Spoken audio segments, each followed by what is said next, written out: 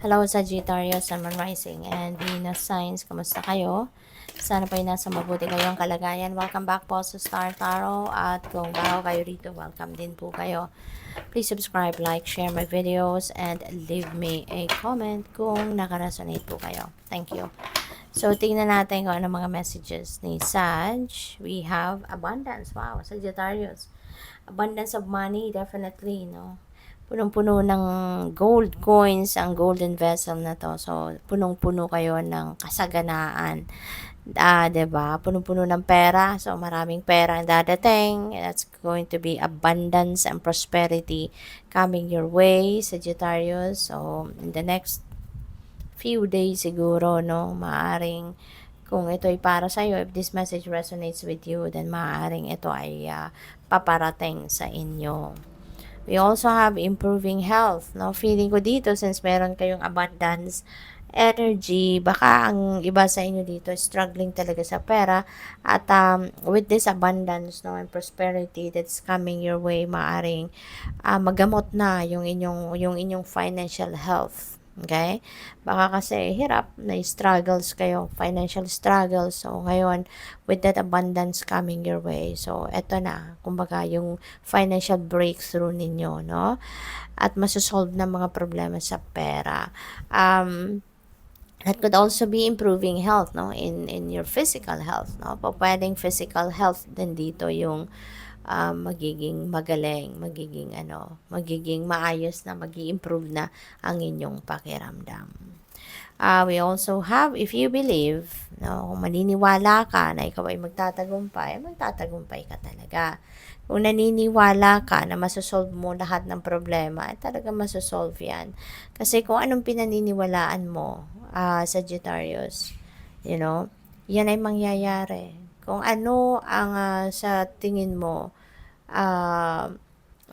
yun ang mangyayari. Yun ay talagang one day mangyayari yan. Kasi yan ang magiging mo. Yan ay nandiyan na sa iyong subconscious. Naniniwala ka na kung ano man ang bagay, no?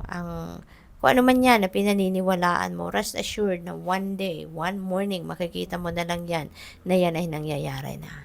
Alright? So, kasi yun ang ma-attract mong energy. Nakikita mo sa isip mo na ikaw ay successful. One day, talagang magsasucceed ka sa kung ano man ang mga bagay na gusto mong pagtagumpayan. Kaya make sure na aware din kayo, no, of what you are thinking. Aware kayo of what you believe in. 'Di ba? Kasi kung ano yan na nasa isip mo, yan ay mangyayari at mangyayari. Alright? So, tignan natin kung ano pa. We have the energy of the tiger. Accept your magnificence. Ang iba kasi, 'di ba, nagdududa sa mga kakayanan. Huwag ninyong pagdudahan yung inyong mga talents, skills, and gifts. Huwag ninyong pagdudahan ang inyong galing, ang inyong mga talento, 'di ba? Ang inyong mga capabilities. Kasi ikaw 'yan eh. That's your DNA. Regalo yan sa'yo ng universe. Kaya tanggapin mo yan. Ganun ka talaga. Sadyang siguro may mga kakaiba kang talento na hindi mo mapaniwalaan. Kaya ko to? Ako ba to? Yung mga ganon, ano? So, what else? We have Swan. Demonstrate grace and majesty. Ayan, wow. So, maganda, 'di ba? Kasi maaaring yan din ang talent mo, 'di ba?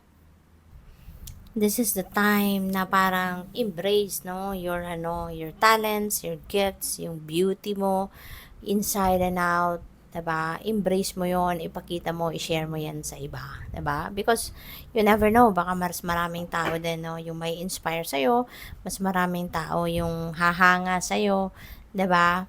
So, what else? Hyena, dare to be different. Ayan. Kasi lahat naman talaga tayo, we are all unique. 'Di ba? We are different from other people. Wala tayong kaparehas. We are all unique. Meron tayong kanya-kanyang talento, gifts, 'di ba? Spiritual gifts na binigay sa atin ng universe. 'Di ba nga, pag-usapan na lang natin yung ganda, 'di ba? There are so many different kinds of beauty, 'di ba?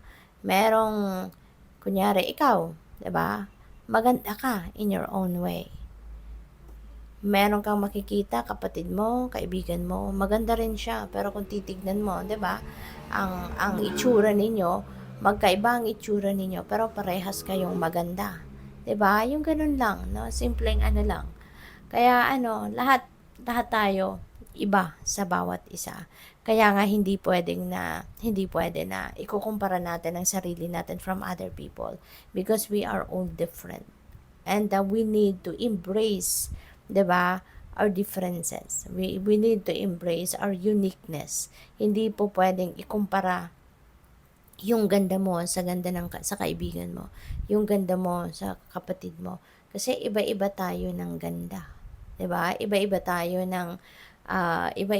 ng talento, iba-iba tayo, no? We are all different from each other. Kaya embrace your uniqueness, embrace your unique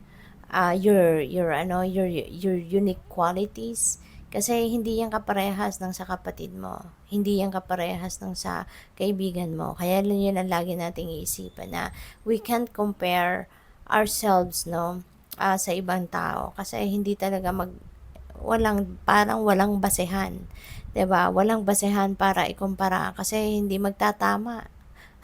'Di ba? Iba tayo sa bawat isa. 'Yun ang dapat nating alalahanin.